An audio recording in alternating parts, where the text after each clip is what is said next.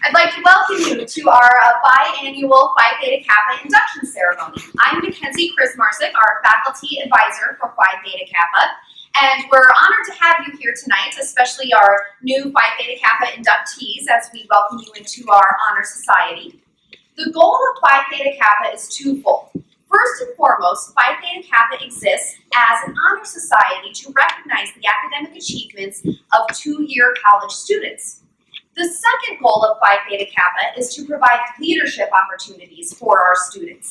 And because we like to provide those leadership opportunities, I'll be having our officers help to conduct our induction ceremony tonight.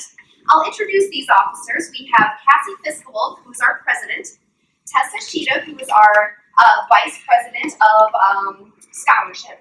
We've got Adele Olson, who is our vice president of leadership, Misty Fear, vice president of fellowship, of service, my apologies. We've got Sophie Crowell, who's vice president of fellowship, Steve Sell, who is our communications officer, and we also have Julie Banking, who is our treasurer.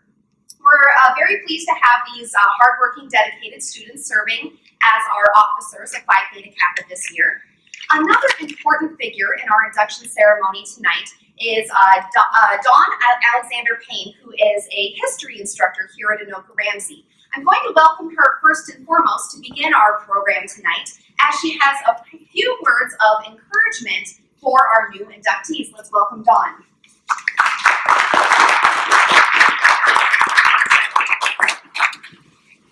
Well, those of you that asked us to do this knew what they were getting when they asked.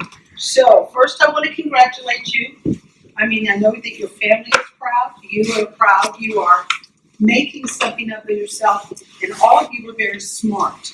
So really, I thought a long time about what I wanted to say to you, and what I want to tell you is this. Being smart isn't enough. It's not going to get you where you want to be. And so, if you really want to succeed, which I think that all of you do, I wanted to give you some pointers about things that you need to do as you start your career, which is what you're doing here now. Now, before I forget to say, I also want to say that the school is very proud of you too. Phi Theta Kappa is one of those organizations that the school just is thrilled with what you guys accomplished. So, and I am too. All right, first of all, and I have a list of 10 things, and I will try to be as quick as possible. I do tend to digress, and Tessa has promised to stop me when I get too far afield. So the first is, number one, be your own advocate. Let me tell you something, guys. Nobody cares about your education or your future the way you do. Other people have other things that matter. So don't sit back and think, how come the school didn't do this for me? How come my financial aid officer didn't tell me about this? How come people didn't steer me in the right direction? You're not the only person in their lives. And one of the first things I learned when I started in college was I had to be proactive about my own things. And if you do that, then you're never leaving your life in the hands of others, which is not always a smart thing to do, because human beings will always mess up. Not on purpose necessarily, but they will. So be your own advocate. Build your resume now, not later, which is one reason why I think you're at Phi Theta Kappa, is because you realize that what you have to say about yourself matters, and it matters to the people who are going to look at you in the future.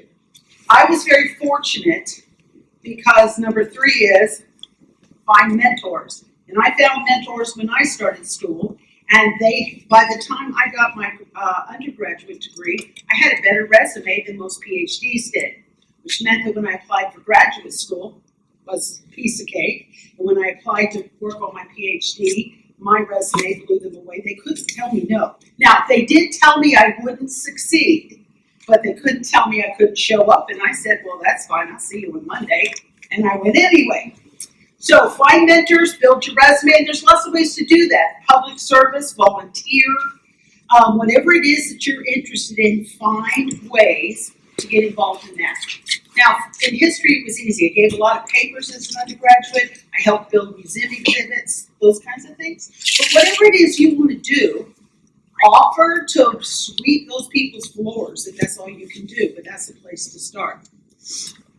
The most important thing, I think, or one of the most important things, is follow your bliss.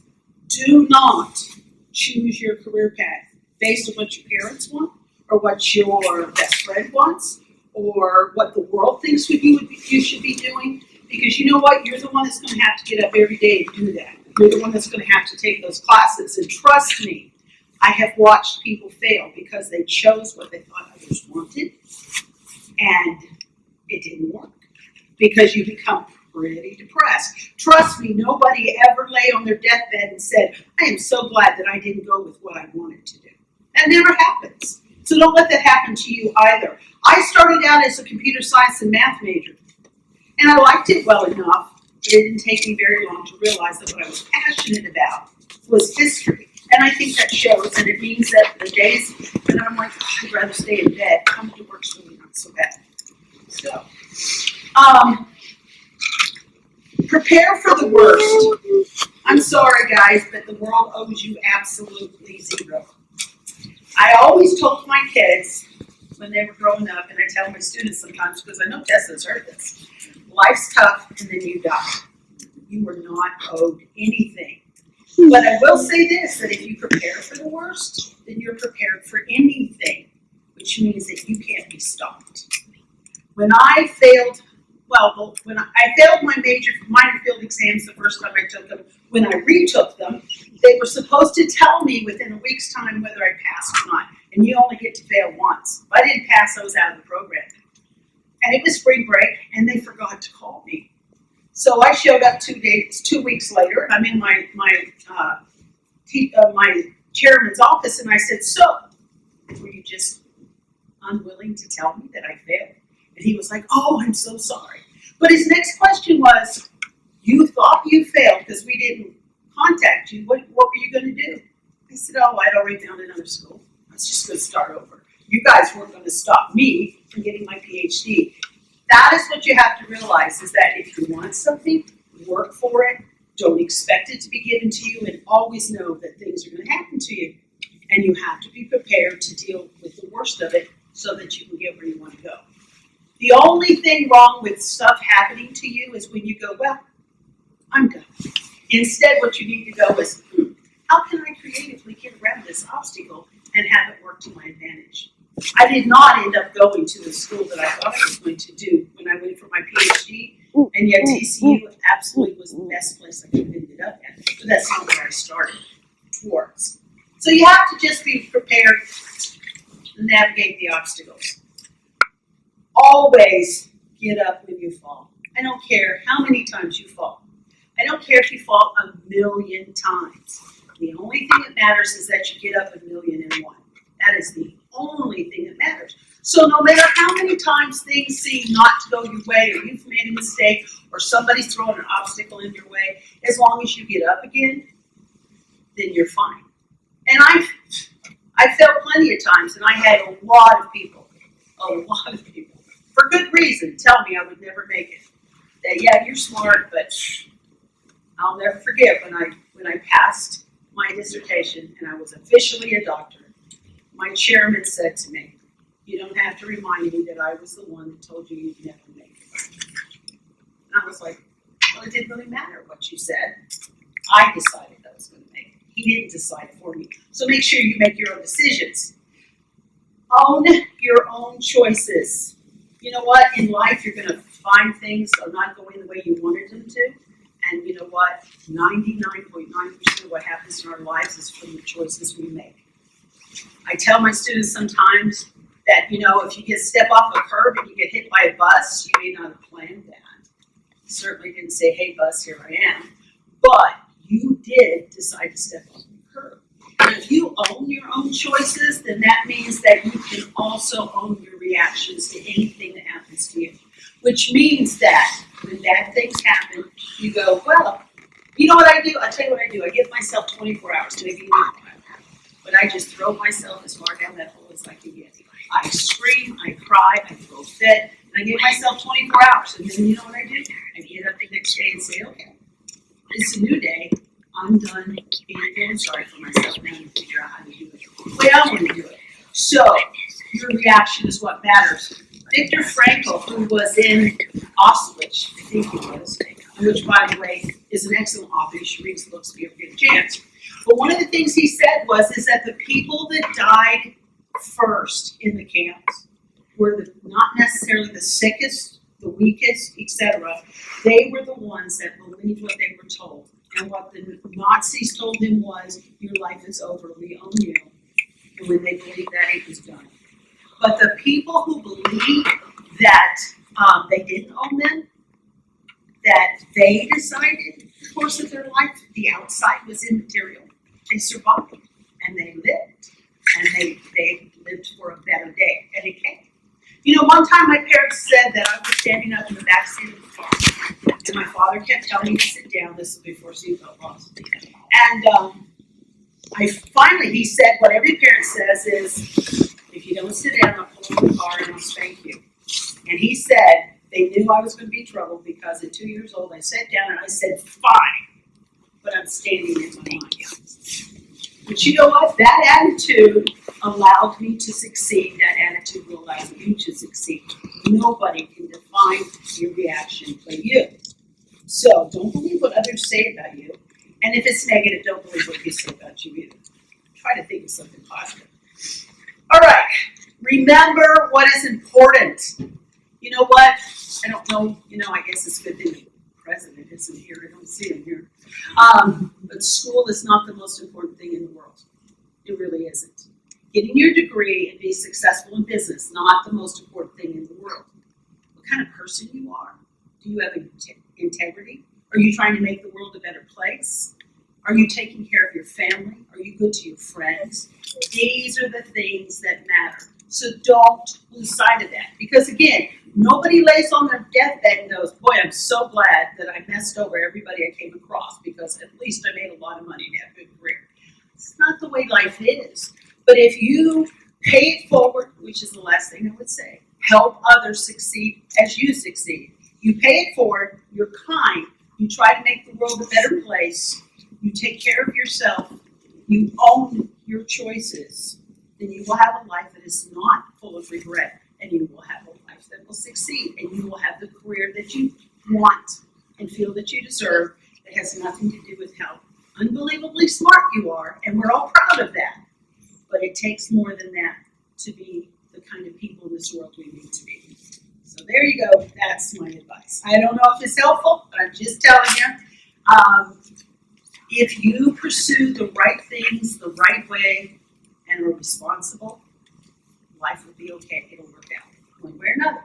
Might not be the path that you thought it would be, but trust me, you always look back when you do the right thing each time, and you go, man, I would not have taken this path.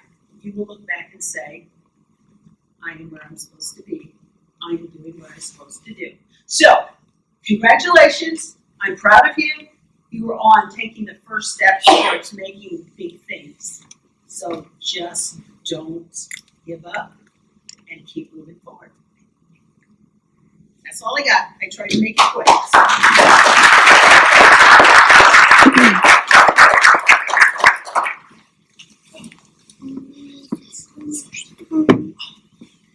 Thank you so much, Dawn, for those inspiring words and giving us some advice that goes beyond our academic achievement and moves us into thinking about our future. It's very important for us. The next part of our ceremony tonight is actually going to be led by our officers as they guide you through some key words that our Phi Theta Kappa Headquarters International had wanted us to mention to you as part of the ceremony. So they have a very official script of what they need to tell you next as part of the official guidelines for how our ceremony goes. I'll hand it over to Tessa to get that part of the ceremony started. Honored advisor and fellow Phi Theta Kappa members, I am pleased to present to you these candidates for membership. They have been selected because they've been chosen. They were just so interesting, sorry. Candidates for membership in our honor society.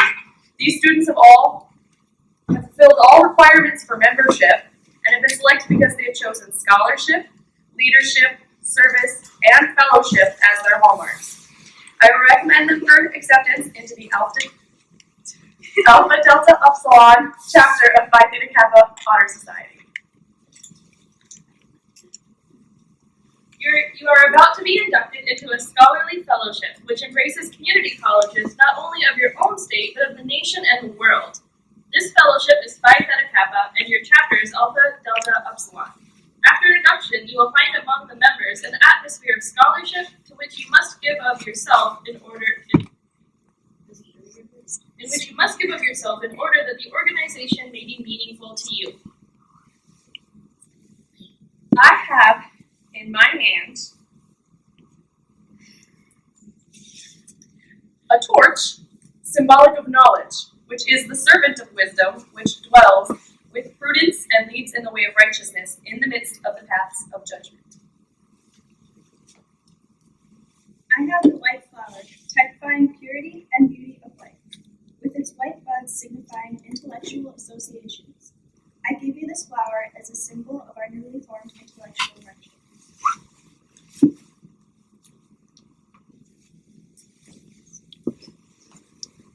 This is the emblem of Phi Theta Kappa. It consists of a golden slab, keyed at the top and bottom.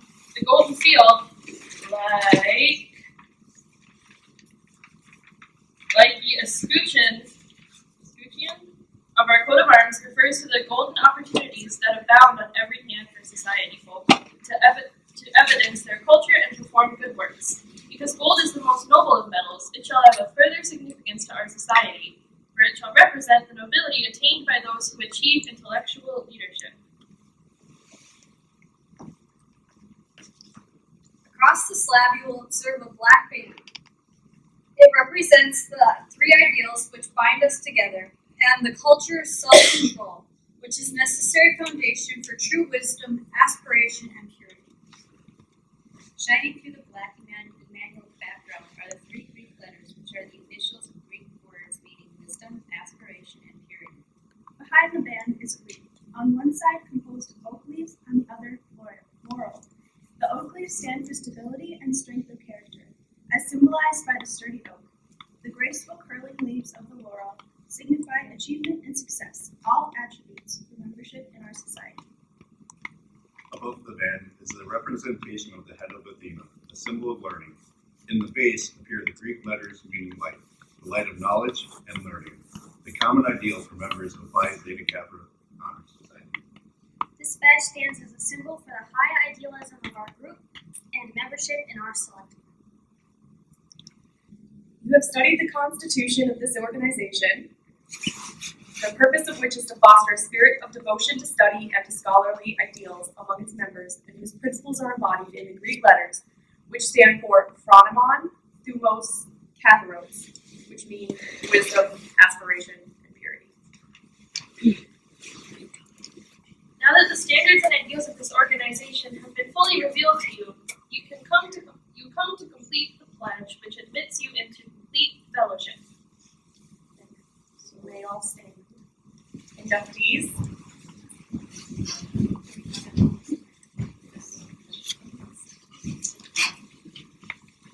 So repeat after me. I state your name. Do solemnly promise. On the 24th day of March in the year of 2017. To uphold the standards of Phi Theta Kappa. And to keep this object and aim in mind. And I do solemnly pledge allegiance to my fellow members and promise to aid them in all worthy endeavors.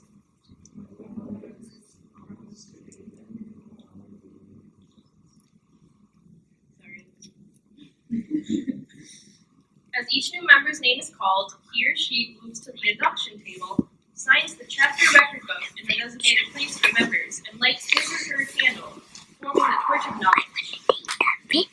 Thank you, officers. Here's how the next part of this induction ceremony will work. When your name is called, I'll have you follow these stairs, where you will sign your name into our official book of inductees. I'll have you then take a candle and light it, abiding by our fire codes. I will also have you greet our officers here, where one will give you a flower and one will drape an honorary stole around you. As As you make your way across the stage, I will then give you your certificate and have you walk back down to your seats. Remain standing once you arrive back at your seat. The stool will then be used at the end of our ceremony for a group photo that we'll take, and then we'll collect those stools once we're finished up. So we'll go ahead and get started with bringing up our new members. Hopefully everyone on my list is present tonight. Our first inductee in alphabetical order by last name is Hannah Buffo. Is Hannah here? No Hannah, that's all right. We're moving on to Dean Bankin. No Dean, all right. In that case, Lindsay Rhoda is up. Come on up, Lindsay. And while Lindsay comes up and signs our book, we'll give her a round of applause and I will call the next inductee.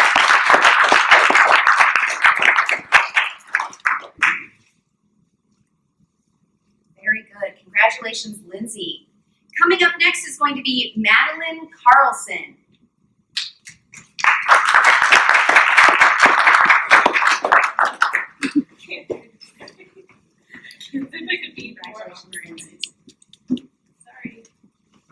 Up next, as Madeline is signing in the book, Olivia Erdman. No Olivia. We're moving on. Lakora Grundeman. Come on up, Lakora.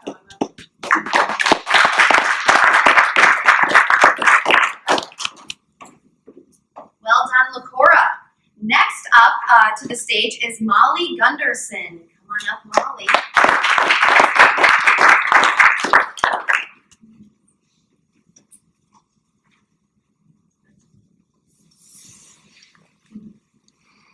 And our next inductee is Jessica Helland.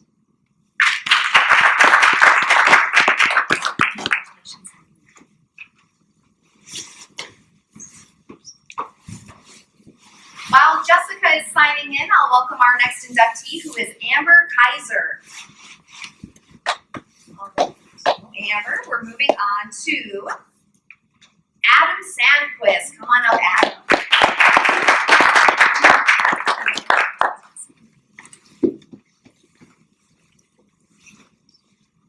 While Adam is signing in, I'll welcome our next inductee, who is Ashley Surdy.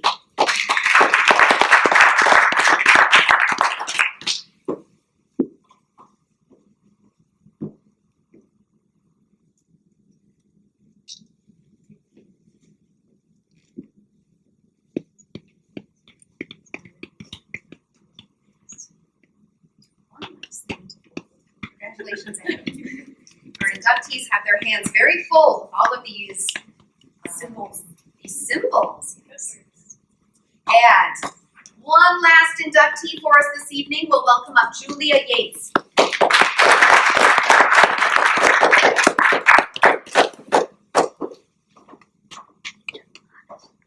And while our last inductee is signing in and receiving her symbols of knowledge from our Phi Theta Kappa organization, I'll comment that I'm very proud of our new inductees, and congratulations, Julie. How wonderful it is to have so many of us here. Did I miss any inductees? It looks like we have Dean, so Dean has just joined us just in time. Dean, you are up. Why don't you come down and we'll have you sign in. 1 second, I got to put up. 1 second. Gotta get Nancy first. Oh yeah, I guess we're setting you up now. No, we're just No. we're going to have you sign.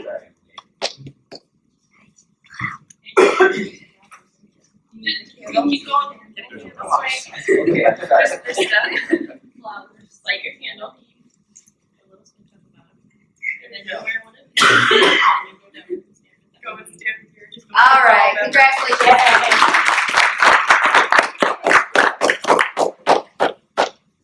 Now that we have introduced our new inductees and honored them with the symbols of knowledge, the candle, the flower, their certificates, they've got their stole, we will have them take a seat for a moment while we move on to the last bit of our ceremony, which is that we are going to have our President Cassie induct our two new officers this semester. So I'll have her go ahead and run those officers through the pledge that they will take.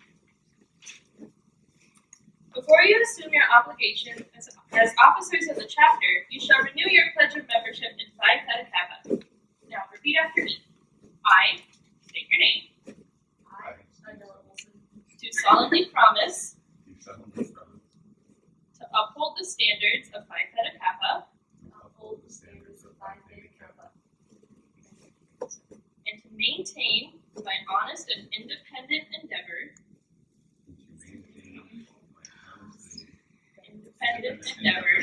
close enough, the ideals of scholarship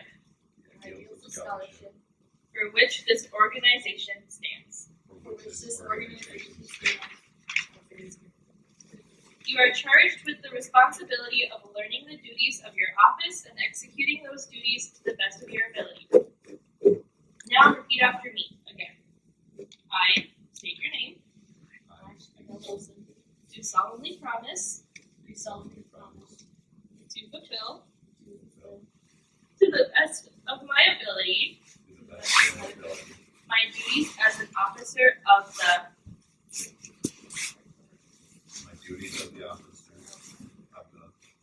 Alpha Delta Upsilon chapter of Phi Theta Kappa. You are duly recognized as the executive officers of the Alpha Delta Upsilon chapter of Phi Theta Kappa. We pledge the support of the members of this chapter team. Newly installed officers sign the chapter record book in the designated place for us. Thank you, Cassie, for leading our new officers as they've been inducted into their officer roles. And that concludes the very formal, official part of our ceremony.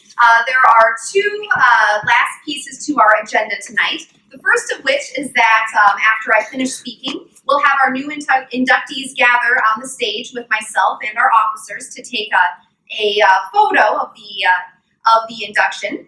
And the last bit is a reception in the lobby for which we have fruit punch, chips and dip, cupcakes. There's even gluten-free cupcakes there. So we welcome you to join us after we take our group photo for some refreshments as we take some time to recognize our honor students who have been inducted into Alpha, Delta, Upsilon of Phi Theta Kappa. So let's give our new inductees and our new officers a hand.